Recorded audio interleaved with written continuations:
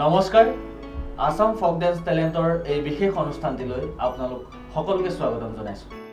এই অনুষ্ঠানৰ বিচাৰকৰ লগত চলি থকা আজি দ্বিতীয়টো খণ্ড আৰু আজি আমাৰ মাজত উপস্থিত আছে অন্য এজন অতিথি। তেখেত কোনো নহয়, বিহু সুৰক্ষা সমিতি অসমৰ গোলাঘাট জিলাৰ সাধাৰণ সম্পাদক আমাৰ সকলোৰে শ্ৰদ্ধাৰ সন্মানীয় শ্ৰীযুত খগেন নাওহলীয়া ফুকন ডাঙৰীয়া।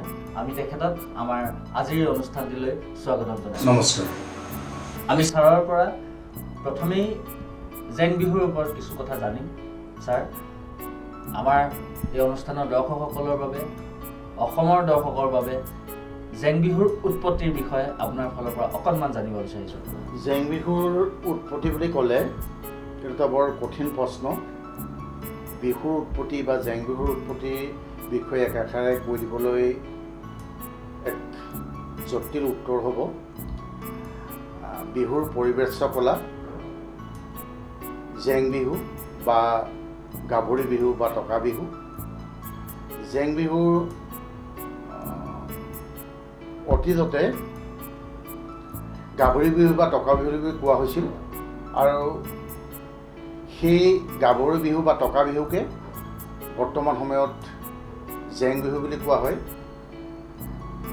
জেং বিহুৰ উৎপত্তিৰ সম্পৰ্কে ক'বলৈ হ'লে জেং অৰ্থাৎ আহোমৰ তাৰ এক ভাষা চেংনাং, তাৰ পৰা এই শব্দটো অপভ্ৰংশ জেং বিহু বুলি কয় বুলি বিভিন্ন ব্যক্তিয়ে মত প্ৰকাশ কৰিছে, কিন্তু এইটো এটা বিতৰ্কিত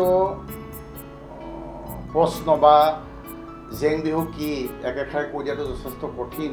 গতিকে আমি বিহুৰ তিনিটা পৰিবেশ্য কলা, গাভৰু বিহু বা টকা বিহু বা অন্য এটা পৰিবেশ্য কলা ৰাতি বিহু বা মুকলি বিহু আৰু হুঁচৰি।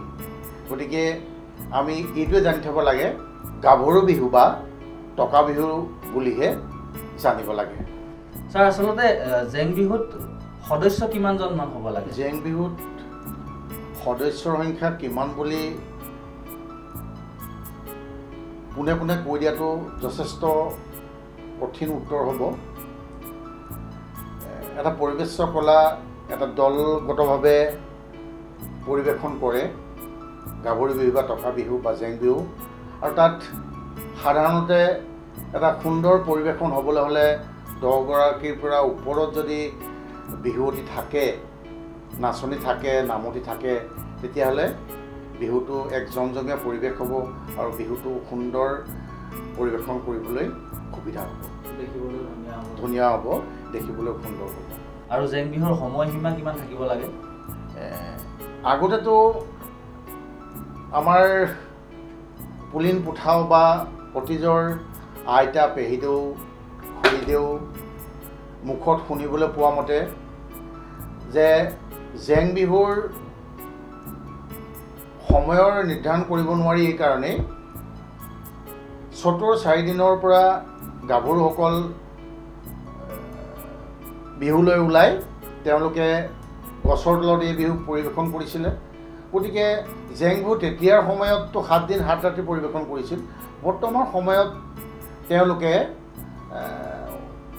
মঞ্চত উপস্থাপন কৰিবলৈ হ'লে ন্যূনতম 12 মিনিট সময় হ'লে তেওঁলোকে পৰিৱেশন কৰি সুবিধা পাব প্ৰতিযোগীসকলে। গতিকে মই সময়ৰ কথাটো সিমানেই ক'লোঁ যে 12 মিনিটৰ ওপৰত যদি হয় তেওঁলোকে বিহু পৰিৱেশন কৰিবলৈ সুবিধা পাব। তেন্তে আসাম ফক ডেন্স টেলেণ্টে যি জেং বিহুৰ কাৰণে 5 মিনিট সময় নিৰ্ধাৰণ কৰি দিছে, সেইটো আপুনি ভুল বুলি ক'ব নেকি?